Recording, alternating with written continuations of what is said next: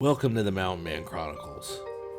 Live, learn, and explore.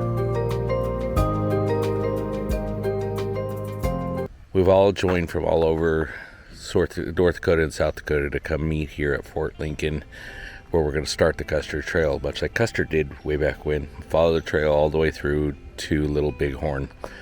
It's going to be fun. We started this journey back in April, May, as a scout trip to go find out where we were going to go, honestly. And in that trip, it was 0 degrees. You can see the video in the link below. But it was fun. It was a lot of fun, but really, really cold. My chairs froze to the ground. It was so cold.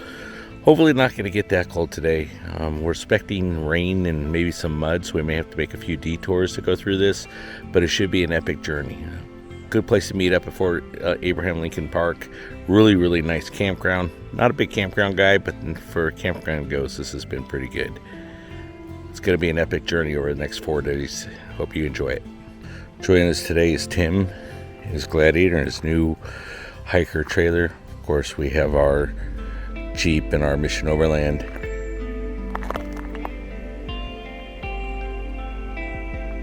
And then we have Ian in his T-Rex trailer and his Gladiator. And then, who's not, because he didn't camp near us, was Taylor in his rig, which is camping right near us as well. It's going to be a fun, epic trip. How many times have you passed roadside signs simply to ignore them? History's right in front of us, and I believe that history is best lived. This is why I love overlanding.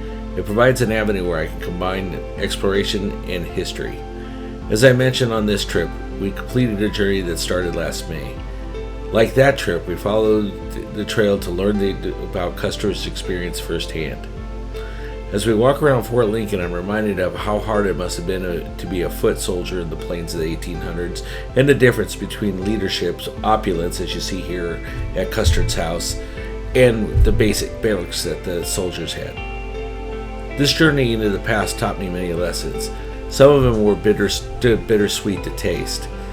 The result was an incredible experience where I personally learned there are always two sides to history. What's important that we learn from the past and bring those learnings forward to teach future generations.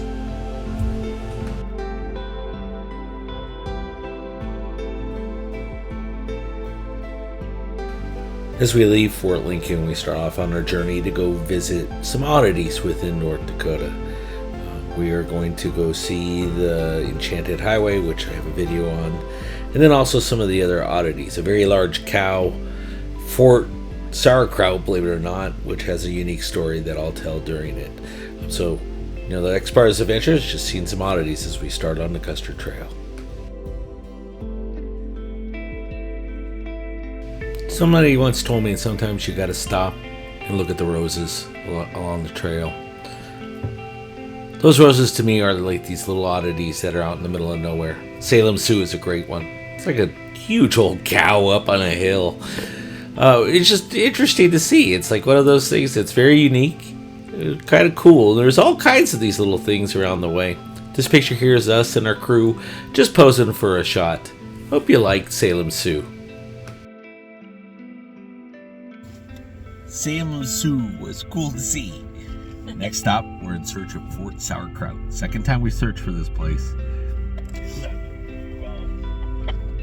Move on. Oh my God. During our last trip, we had went in search of Fort Sourkraut. Due to the depth of snow, the frigid weather, we couldn't find it. We searched for the fort. Kind of felt like it was an exploration that wasn't fulfilled. So Tim turned our Jeeps and our crew in search of the fort again.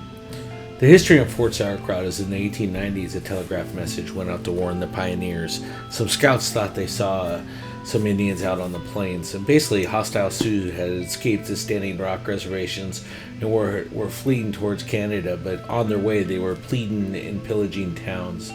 To protect themselves, the German settlers formed this fort basically out of earth and some 2x4 or some railroad ties is essentially what they were, to make sure that they weren't attacked. By December in the snow, they realized that they weren't going to be attacked, and they pulled out and went back to their forts. It's pretty interesting. It's up on a hill, and you can see that it was well defended on all sides, good visibility. But you can imagine a whole town living in earthen hut, no bigger than like a family room.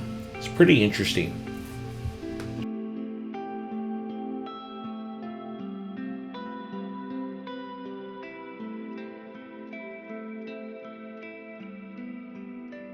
Due to my recent video and the time we spent there, I'm not going to spend a lot of time on the Enchanted Highway. It is a great thing to go see while you're in North Dakota. Highly recommend it. See the link below.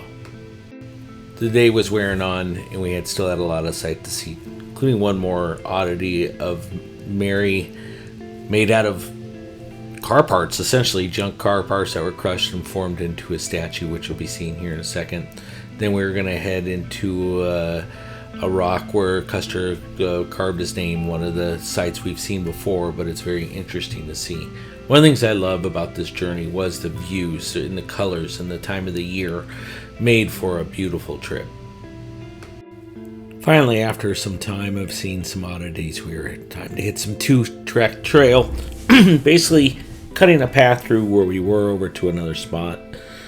Pretty awesome area, just be able to scout through and see things. We're headed to another spot along the Custar Trail. This one is a spot where the troops rested. Again, I covered this in the previous video, where the troops rested, and Custer ended up writing his name on a rock, which was pretty interesting. It has his signature and a couple other of the troops. It is one of those sites in North Dakota that's really interesting to see.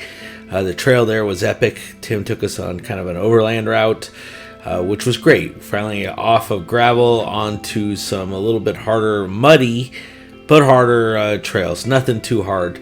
Just finally a chance to get off-road and enjoy the path that wasn't highway driven.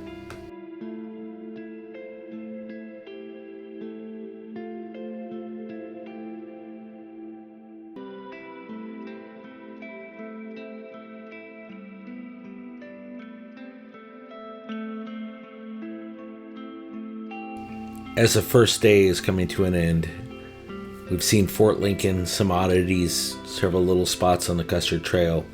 We were headed to a familiar spot, a lakeside that was really tough to get into last year, but this year was a breeze to roll into, and the views were epic. It was just beautiful here. We camped around, we enjoyed each other, we enjoyed this spot. It's nice overlanding with a group of people that you've shared the adventure with before and that you have a lot of things in common.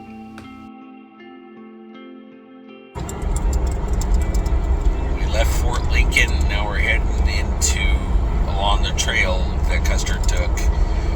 We are on just some random road heading west. Looks like we have some rain today, and so we may get some mud, various other types of trails. But so far, so good. Everybody fueled up, rolling, and no complaints. Another good day of overlanding. With my wifey Pooh here, and just enjoying the drive. Nice, quiet, scenic drive out here in the rolling hills of North Dakota, heading towards Montana. We should be in Montana in about 45 minutes. Wanting to get some historical sites in, so we started to point our vehicles towards the direction of the actual Custar Trail. A lot of these markers are around here. Here's one of the scouting of the South Yellowstone, where we actually are right on the Yellowstone River. You can see how wide this river was. I was actually impressed by it. We stopped several places along it. This one being a great one because it had a little place you could go down to and sit and just enjoy up here. It was interesting reading about the history and the events of this. One of the things I'm always interested in is the things you find when you're out overlanding.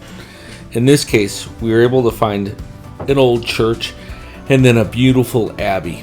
But first stop was that old church. Very interesting, right off the side of the road.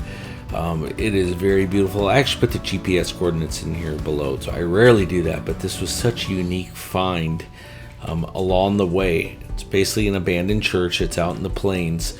You can peek inside. Please, if you go visit, do not destroy or take anything. It's one of those unique things that's found out in the plains that should be left alone and viewed to sightsee. As you can see here, we're taking pictures from the road. We try not to go close, try not to do anything that's going to disrupt its beauty or affect anybody from seeing it. Even had its own unique little outhouse, which I found really interesting. Beautiful old church. Very few times in my life have I felt that something really had changed me at the core. The only time I've ever experienced that is when I'm out in nature around big trees. When we came across the church, which is St. Mary's Church, and then the abbey that goes along with it, it fundamentally changed me at a different level that I didn't expect. I expected this journey to be about Custar Trail, but it ended up coming out with a much more history-driven and thought process for the Midwest. This changed me at a different level. It was more spiritually level. Walked into the church. Some could call it opulence.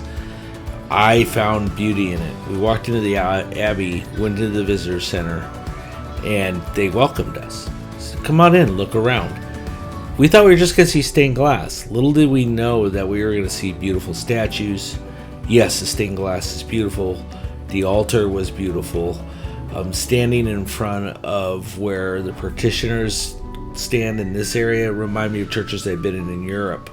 To me, it fundamentally changed me. I had a calling after doing this. It sounds really weird, but it did. I found this church absolutely stunning, beautiful. It really was probably my favorite thing of the whole trip. There's something to be said for little town America. First of all, the streets, this is Raylene's observation, she's 100% right, are spotlessly clean. I mean, everything is, like, really clean. And the second thing is, you'd be hard-pressed to find a house, a building, without some kind of American flag out and about. It's just the way the little town America is, and it makes you very proud to be an American. Finally hitting some dirt on the road.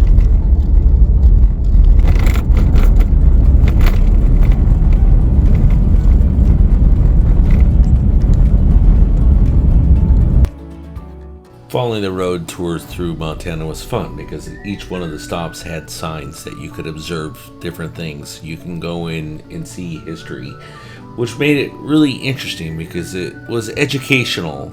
Tim's kids were learning as they were going. We all were learning because the signs have a lot of information, share thoughts. It allows you to come away with your own opinion of history. And that's a piece I really enjoyed about this trip, is I came through with my own philosophy, which I'll share at the end of the video, that really gave me more of an educated opinion. Good day just exploring. We are in Montana somewhere and on BLM land. Just set up camp. Very comfortable. Light drizzle tonight, but really nice. What I enjoyed about this camp spot was the first time in a long time where we just circled the wagon, so to speak. So it was kind of unique because of the type of trail we're on, the environment, and we parked in a circle. But it made it really nice because we all could camp. We all could just sit in our chairs and talk in a circle. Eventually we had a fire pit in the middle. It just made for a good trip and a good time. And we ended up doing this for both of our last two campouts, and I hope it's a trend that we'll do for the future. So we camped with everybody, set up in a circle. It's the first time we ever camped like this. It's actually kind of nice. Everybody's got their awnings open because it's raining. We're facing each other. It's really peaceful and really nice. You hear the sound of the drone in the background because Taylor's taking the drone picture, which you'll see down below here, of us in camp. It's been a good day just exploring around Montana and North Dakota. We saw a lot of Custar historical facts, some of which I've seen in the past, but that's okay. It's still fun. Great group. I've wheeled with these people for a while now. We've overlanded together, and it's just fun. Tim says a good trip. I'm going to be sponsoring one next year for the Rim Rocker, which will be fun. Just a fun time out exploring. Tomorrow we're going to go see a couple more spots, end up camping in another BLM spot like we are today, and just enjoy it. Stay tuned. So we pointed our vehicles to Montana. Our first stop was going to be the Range Rider Museum. And along the way, through the Custar Trail, visiting the different aspects of it, we did find some other interesting things which I'll be pointing out. What I loved about the Range Rider Museum, first of all, it's a non-profit, all-volunteer and then also donations. So everything in this museum was donated.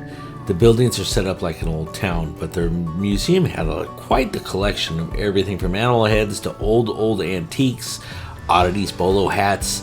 You'll see branding here. They had an outstanding firearms museum in the museum as well as old vehicles. Just a wide set of things set up in many different things. But again, these are donated from people all over Montana to this museum, and has the history of all the different people from the area. Interesting museum. I enjoyed this. I love little off the beat museums like this that are, volunteer donations from the community, from the state, and what I call living history, right? These are all things that are historic, have value to people who really want to learn from the past and really learn how things were set up and done in different ways. I absolutely love this museum, and I think it's worth the visit. It is a Range Rider museum. Awesome place. Spend some time, go through there if you're ever in Montana. Great place.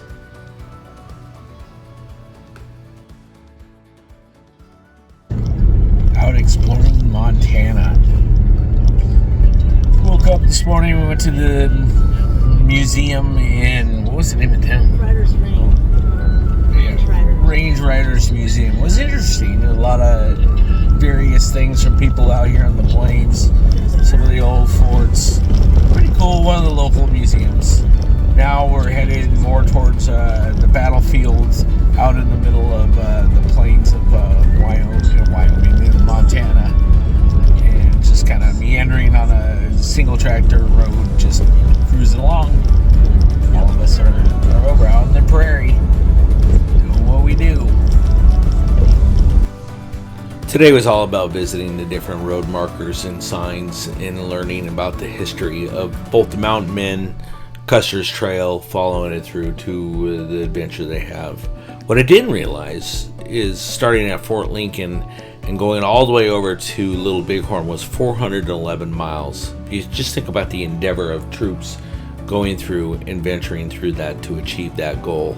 It's quite some time. One thing in an overlander, a whole nother item when you're doing it on a horseback. After visiting many of the roadside oddities and the information that we saw, seeing the different signs, learning a tremendous amount about history, it was time to head towards camp. Tim had scattered out some roads that really what they were is fishing access, but you can camp at the fishing access in Montana, which I absolutely love. They combine conservationists with fishing and learning and doing areas like that. So we headed into probably one of the most epic camp spots that I've ever been to. We were right on the Yellowstone River. It was a just beautiful, peaceful night. Really not cold, not warm, just comfortable. It became sunny and blue for us, as you can see in this video.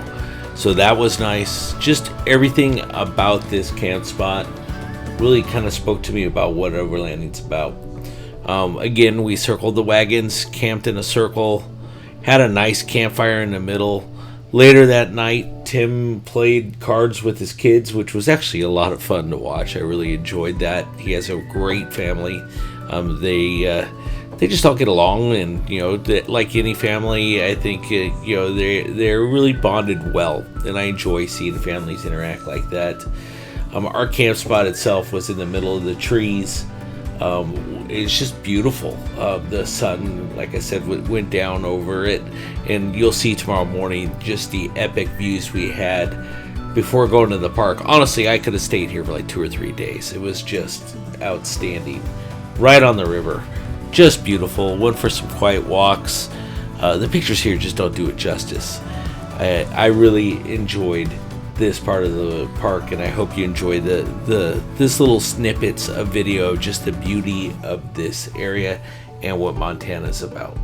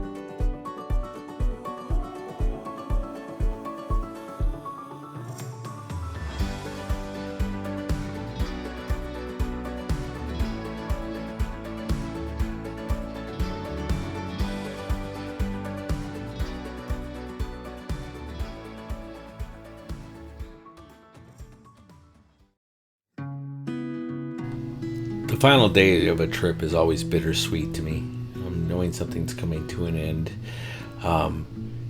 This adventure was unique.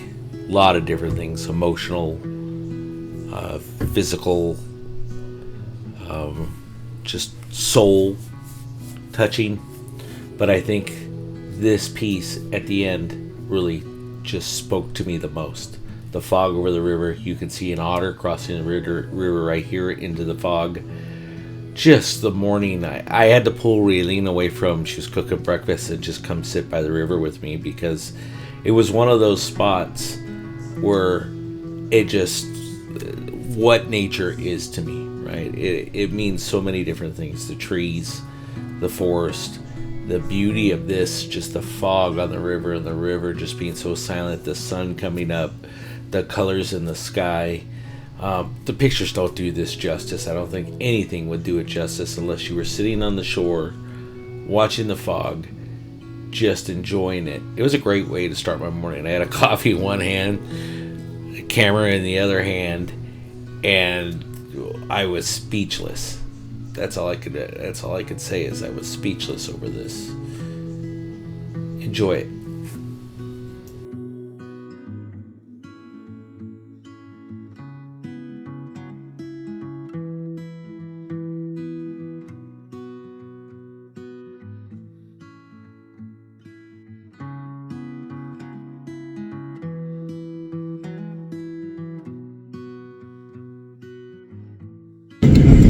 Ending a trip in the last day is always bittersweet. Setting up the trailer and closing up is easier. It's kind of a sadness in camp because it's coming to an end.